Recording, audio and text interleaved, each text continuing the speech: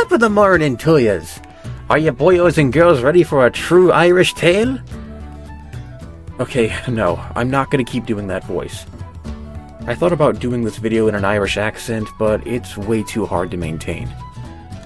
Anyways, who wants to know how to catch a leprechaun? More specifically, how to trap a leprechaun. I'm pretty sure we've all thought about it at some point, haven't we? Well, guess what? You're in luck. Because I found a story that gives you the best steps in order to capture those little green suckers. And in honor of St. Patrick's Day, I shall present this to you in tonight's story. Who knows? Maybe if you're lucky, you'll even find his pot of gold. Or maybe something else. Well, have a listen, everyone. And while you're doing that, I'm going to help myself to a tasty shamrock shake. Ah, I love these things. If I remember correctly, I think they tasted pretty good. Let's try it.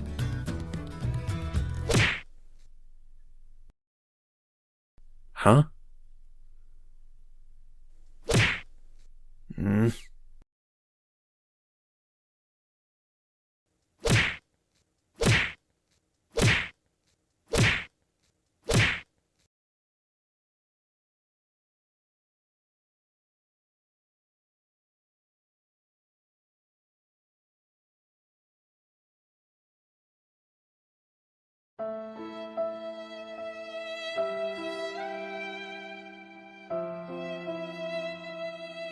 Oh, and, enjoy.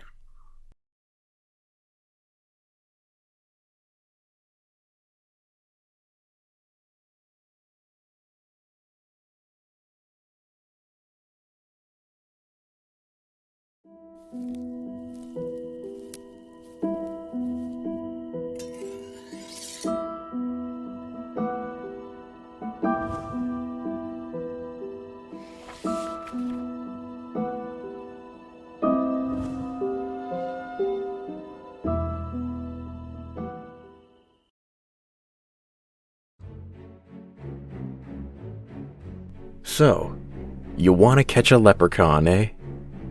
My fascination with the tricky little green bastard started 1 year ago today, St. Patrick's Day.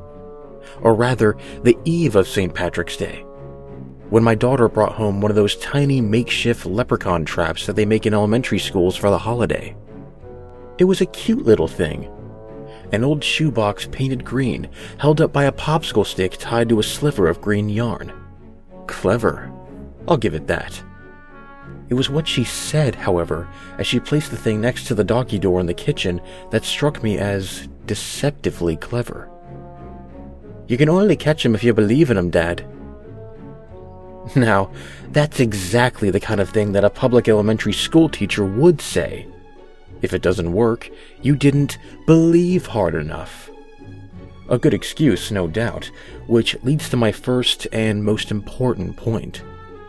And let's get this out of the way, you don't actually believe in leprechauns. I know it's a cute idea, the whole pot of gold at the end of the rainbow scenario. But let's be adults here, scientifically speaking anyways. Rainbows have no end. They're circles, which makes the entire idea one big joke. And kids eat that stuff up. Just like Santa Claus or the Tooth Fairy. But just like anything that's too good to be true, it isn't. There's no pot of gold because there's no end to a rainbow. And there's no little Irish guy that you can catch that will magically grant you 3 wishes to let him go. Right? Well, so I thought.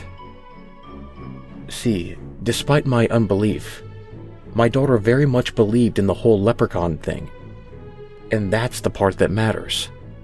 How's the proverb go? Faith like a child? That's the idea here. So, step 1 is that you need a child, presumably yours. If you don't have a child, then I question your interest in the whole leprechaun thing to begin with, but I digress.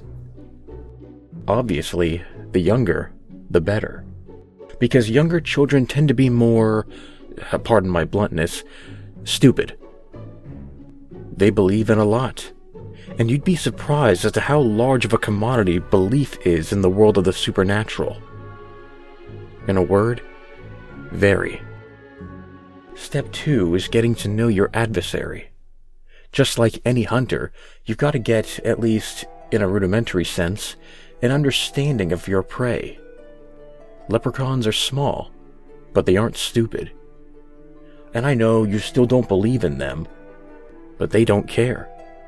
In fact, they hope that you don't believe. That's part of their trick. Leprechauns are Irish folklore, obviously, deriving many of their legends and lores from the stories of Celtic fays, or fairies. Unlike many types of fae, however, leprechauns are always male. Don't ask, it's magic. And, just like most males, leprechauns are mischievous. Oh, and they love money. Mostly gold, but you already knew that. When I say love, I really stress love, as in they will kill for this gold. Think about it. Imagine being 3 to 8 inches tall, maybe taller, I'm not exactly sure, in stature, cunning as all hell to begin with, and schlockered up on old Irish whiskey. You'd kill anyone that tried to so much as look at your gold, wouldn't you? So, moving forward with this whole ordeal, be careful. I will not be held responsible if you're not so lucky by the end of this. Now that you've got your basics, it's time to get into the nitty-gritty of catching a live leprechaun. You're going to feel like an idiot, but just like any idiot that strikes gold, you'll be begging for someone to pinch you because you'll feel like you're dreaming. Either that, or you weren't wearing any green. My daughter saw to that one. This leads me to the bait, which if you fish, you should know this. It is the key to catching the right prey.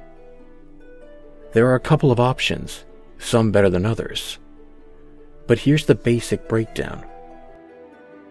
Simplest of all, you've got potatoes. Leprechauns love potatoes. Not as much as gold, but as any drunk Irish dude at the pub would tell you, they love a good spud. The downside to potatoes is that you'd only entice the really hungry leprechauns. The other ones wouldn't dare stick their neck out for a quick bite. Secondly, you've got shoes. I know you do.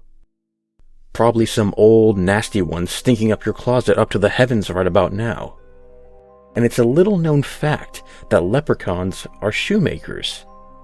And shoe fixer-uppers for that matter. So if you leave out some worn-down shoes, most of them can't resist but to mend and polish them. And hey, if all else fails, at least you'll have some nice shoes to fill by the end of this. Lastly, and the most costly, is, obviously, gold. They simply can't resist it. An old gold watch, gold tooth, gold... whatever will do the trick. Just make sure it's not fool's gold, or else the only fool is gonna be you. Now, to trap the little green runts, you're going to need one of two things. A 4-leaf clover, or iron. And considering that 4-leaf clovers are 1 in 10,000, I assume the latter will be more readily available. Iron is extremely harmful to fairies of any kind due to the contents being strictly from Earth, whatever that means.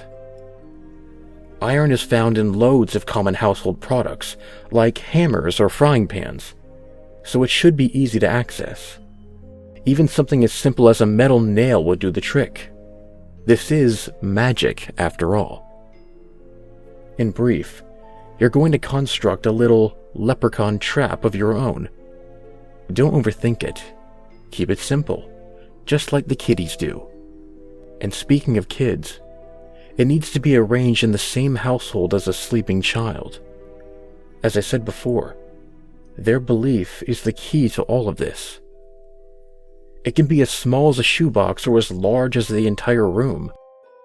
Ideally, it should have only one exit point to prevent the little bastard from escaping. Place your bait of choice in an obvious spot and tie something off that makes noise to it. I need not go into every option, but use your imagination. We are talking about hunting leprechauns here. The easiest option would be to tie a tiny bell or something similar onto whichever bait you've chose. That way, when the leprechaun snags it, you snag him. Leprechauns are solitary fairies, which means they tend to stay out of the limelight, which also means you'll probably need to be up late for this trap to work. It could be anywhere from sunrise to sunset, but a good rule of thumb is between midnight and 4 a.m. I cannot stress enough that leprechauns are tricksters. You probably won't see the little imp, but don't let your unbelief fool you. He's there.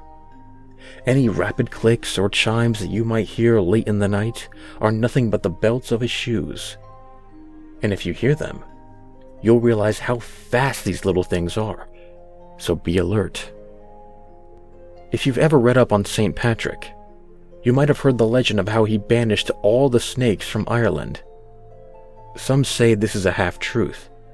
Some say these snakes were actually leprechauns themselves. No scholars will confirm this, of course, but keep in mind that Patrick wanted to spread Christianity in a nation full of pagans. Pagans who believed in and worshipped gods like Lu, a craftsman and crafty warrior. If that name doesn't ring any bells for you, keep in mind that Lu is sometimes pronounced Luke, as in the luck of the Irish. I told you, these things are deceptive little devils. Why else would St. Patrick call them snakes? Once you hear the audible sound of your trap snapping into action, you'll have but seconds to react. As I said, they're fast. If your trap's under a box, pull the string and place your iron object atop it. If the trap is in a room, barricade the door with your iron object. It'll take only seconds for him to realize that he's been caught, but even less time to think of a trick to get out of it. Do not forget this. He owes you 3 wishes now. Don't be surprised if he doesn't start talking right away. He's counting on your unbelief, waiting for you to lift that box, open that door. Don't give him the satisfaction of such a simple escape. If you successfully keep him trapped for a certain duration of time, he'll realize he's been bested and think of a new scheme to weasel his way out of his obligation of the 3 wishes. They're stingy. Don't let this one escape without your ransom payment. Some leprechaun catchers claim that they've heard sounds from within the traps. Sounds of helpless pets or loved ones begging to be set free. Or maybe they'll watch a beloved family photograph randomly fall from the wall. Quote, randomly. Prompting the use of that iron hammer all so conveniently. These are all tricks. The leprechaun knows just the right buttons to press. They think humans are stupid, greedy monsters. Don't let him win. You've got to be tough. You've got to believe. Because when I heard the voice of my daughter from the other side of our basement door, I doubted myself and this whole leprechaun thing for a long minute. Daddy, why are my school sneakers in the basement? I can't open the door. Daddy! It's a really good trick.